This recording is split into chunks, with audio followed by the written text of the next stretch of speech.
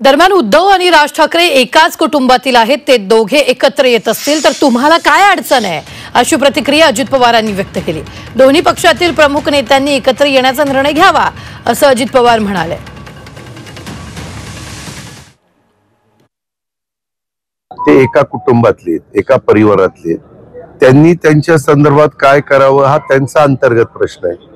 त्याच्यात आपण नाक खुपसायचं काय कारण आहे? यातून मुंबईतलं राजकारण बदलले। तुम्हाला काय अडचण काय, तुम्हाला काय त्रास होणार आहे? महाविकास आघाडीला एक या का मी आपल्याला सगळ्यांना सांगतो, प्रत्येकाला वेगवेगळ्या निर्णय घेण्याचा पूर्णपणे अधिकार आहे।